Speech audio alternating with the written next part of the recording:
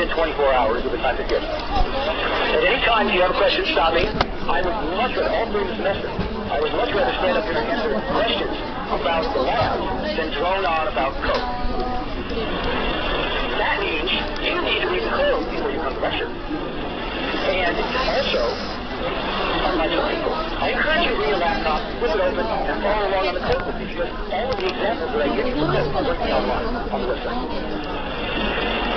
And you can either copy them by hand, or you can look at them online. We have 5 TAs who are somewhere in the back of stand-up, folks. So, from left to right, Victor's wandering around. Victor, Manu, Taylor, Shiva, and Tamim. And the sections that they are taking are up on the website. I guess you should go to that. Any questions about these? Are you already moving to see if you can get there?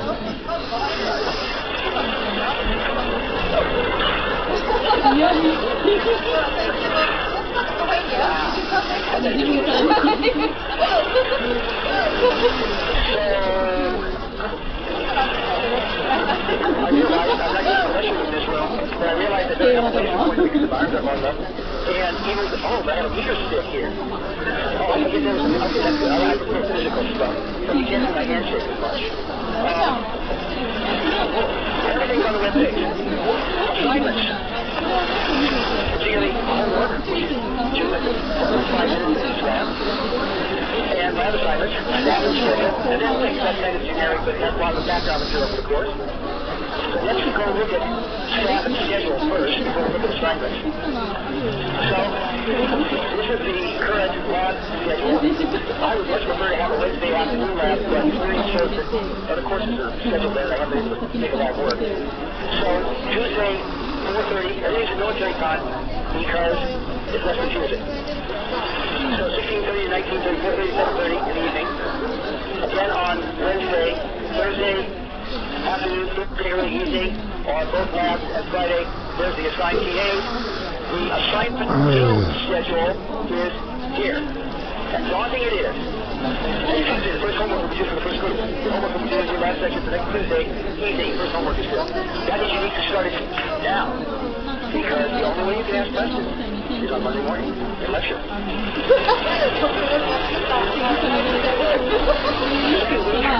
The demo lab is working right into the second section. Anything that isn't working, there's more. There's no makeup, there's no sections. First week of lab 2, homework 2 is due, and the lab 1 report. Second lab, demo. Lab 1, lab 3, week 1, homework 3, lab 2. The only exception to this schedule is that on week 2 of lab 3, homework 5 is due before homework 4. Because homework 5 refers to lab 5, which is the design project, and we want about 2 weeks to evaluate your idea for a final project and give feedback before you actually have to start it. So homework 5 is not primarily a grading opportunity, it is an evaluation opportunity. It doesn't say the project is crazy hard, it's nuts, or easy, or perhaps suggest how you could make it more interesting or more flexible or whatever. It is not too early. Of course, it is not too early to start thinking about your final project. How many people have an idea for a final project? Alice, of course. Over here, are you all partners in the lab too? Oh, so what do you guys want to do? What do you want to do? Radar? Sure, why not? It turns out that this is feasible, possibly feasible, for the first time this year because we're changing architectures. It's no longer going to be an 8-bit Atmel course. It will be a 32-bit PIC course. And the 32-bit PIC architecture has a CPMU, a charge-time measurement unit, that allows nanosecond resolution for short times. So we can expect it. Anybody know how long 1 nanosecond is in feet? Like feet. It's 30 like centimeters, right? That's about a foot. So you get something like foot accuracy off of this if you were careful. That's what you're going to do.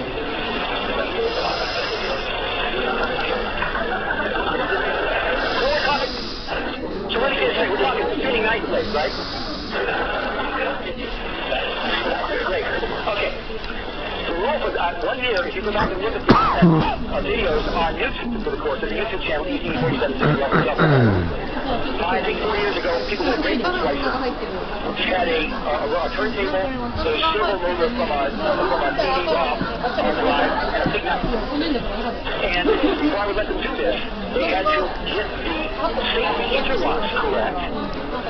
So that, and we're not doing software interlocks here, that's not good enough. When you take the cover off that, it's got to cut the power for the CPU. That's good enough. So physical interlocks before you make the spinning blade.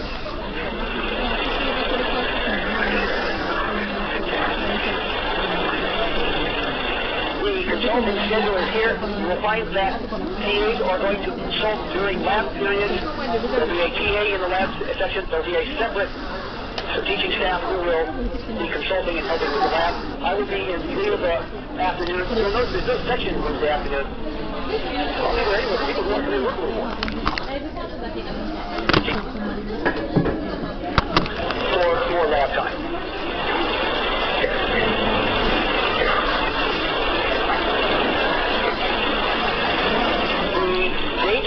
Now go back to the assignments. Homework is due at the time mentioned here. The lab assignments are the weeks mentioned here. I'm not going to say this again. It's on the webpage. Don't ask me. Look it up. Yeah, just look it up.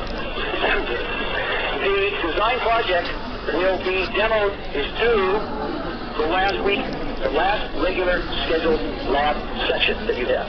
So Tuesday will demo on Tuesday, Friday will demo on Friday. At that time, you have to have a working demo and a rough draft of the final report, which is a web page.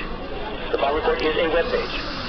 You have to turn in the web page, the final version of the web page, on the date specified. I can't tell you what it's going to be because it's the date specified by the university.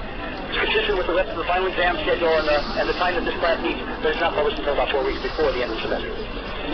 So we'll know when that is, but it will be something like, it will be between 0 days and 5 days after the last class. There will be optional extension, an optional no penalty extension into study days for demoing the project. So it will probably be more like December 6th or 7th. Any questions?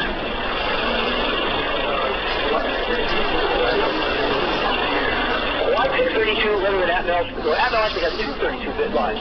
They have the AVR 32, and they have a couple of ARM variants. And I think that the PIC 32 is easier to teach. That's why we chose it, we being Amiga. And I think that the register structure and the interdependency between program pieces is easier to understand. Now, which is somewhat subjective, right? It happens to fit into my way better than ARM does. But we'll see how you like it.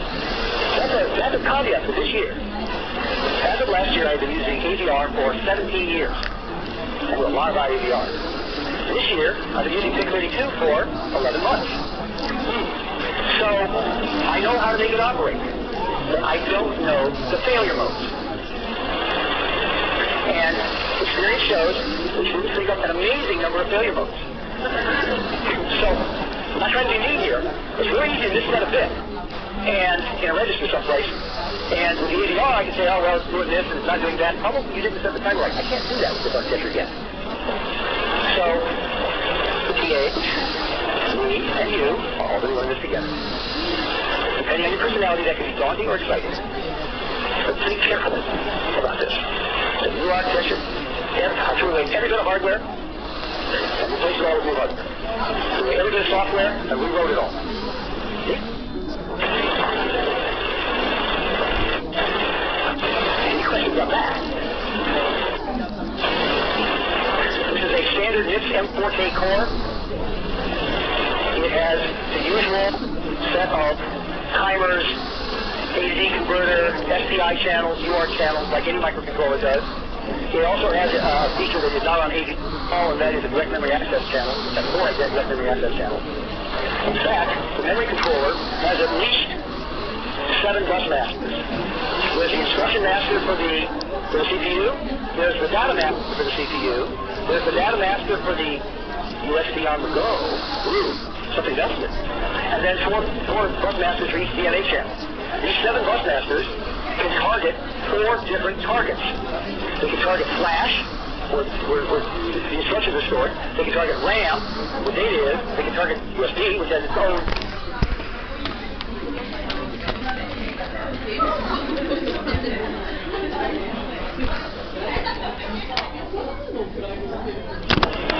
This is very cool, very powerful, and slightly confusing. So, concurrency, remember folks, 3140, prerequisite for this course, covers concurrency, interrupt service routines, I/O ports in general, 3140 for the Texas Instruments device, 12, I'm saying. And I expect you to know that already. So, the details of concurrency due to the DNA accesses, you should have some idea how to handle. So we're going to talk a lot more about that.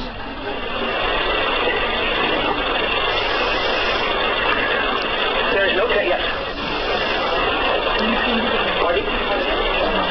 How many people in lab groups? I don't want any more than 3. 2 is probably better in terms of hands-on. If you have a compelling reason to go to a group of 3, I will do that. The final project, if you pick some gigantic, horrible thing, like radar, and want to have a group of 4 or so, I can do that. We've had trouble in the past making sure that everybody works the same amount in a group of 4 or 5, and we do reserve the right to differentially grade members of a group if one person is slacking.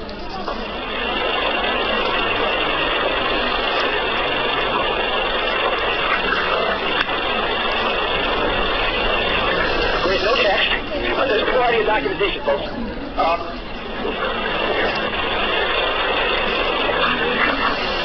There's a reading list starting here, all semester. You're going to refer to this over and over again. There's a user's name for the oscilloscope. Fantastic.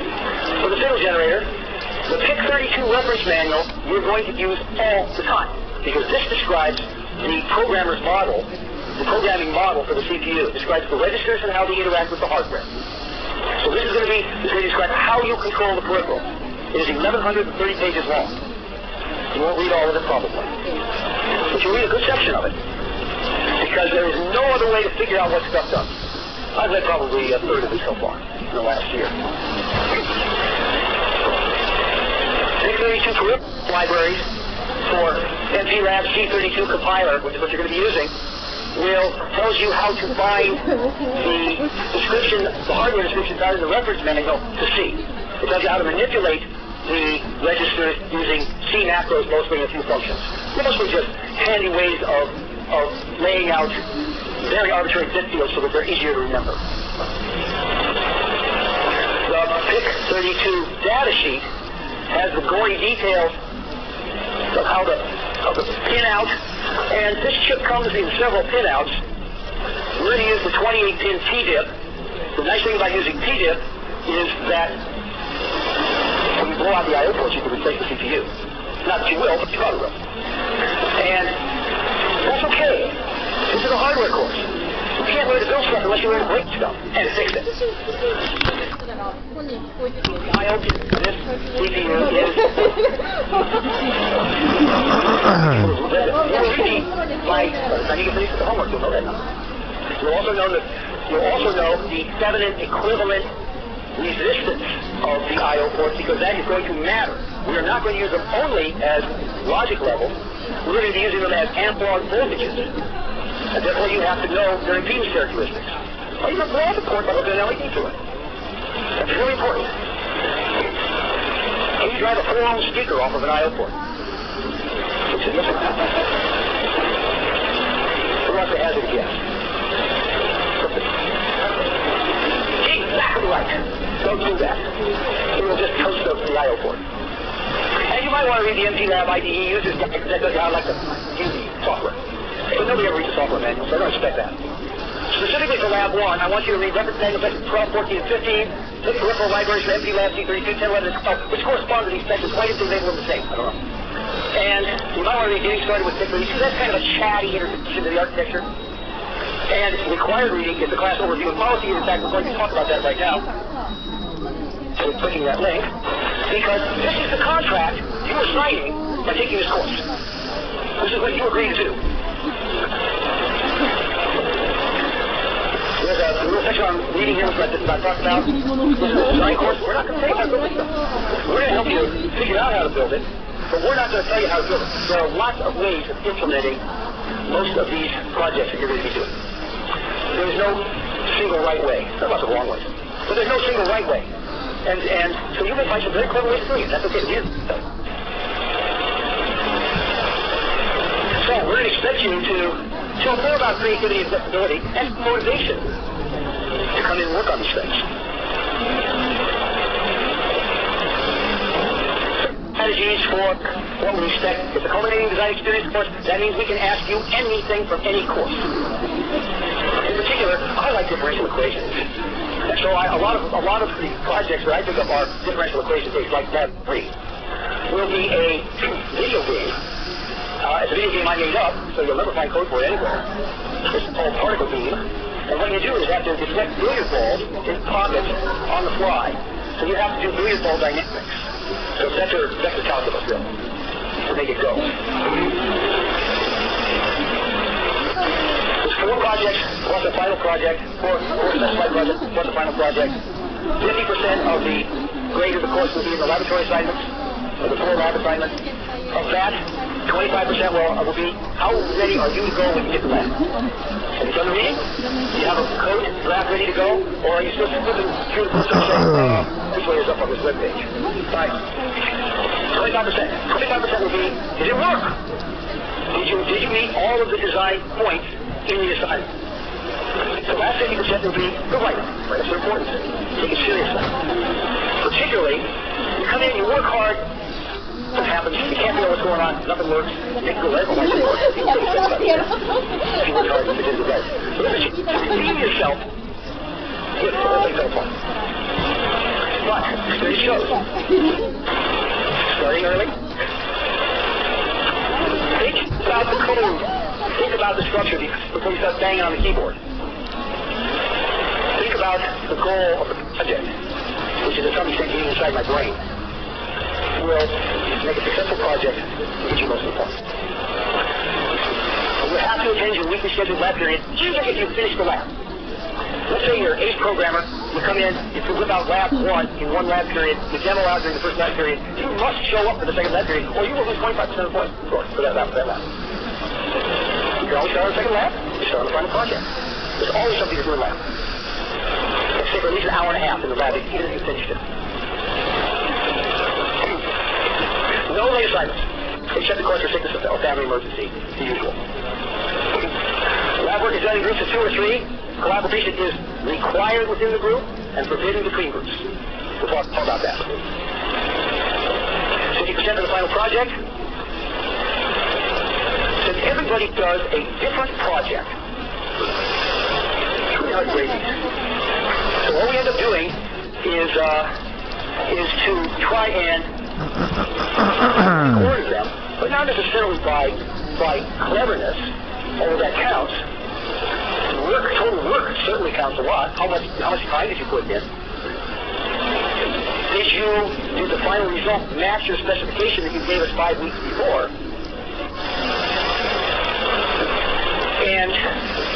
But the fact that this is subjectively ranked is inescapable in a course that has open design. If you don't like it, don't take the course.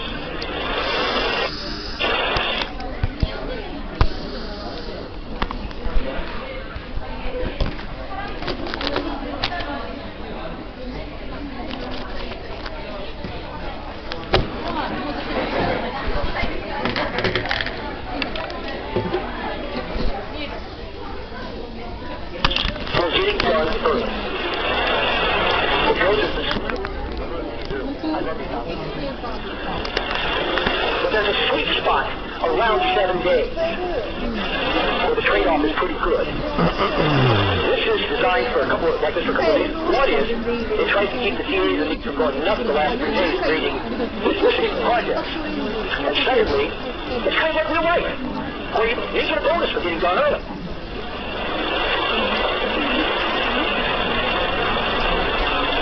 And lastly, we may help your grade by participating in class discussions and asking questions in class. And excessive non-attendance in lecture may lower your grade. Excessive non-attendance. Oh, 3 years ago, there were a couple of people who never came to lecture. They lost the course.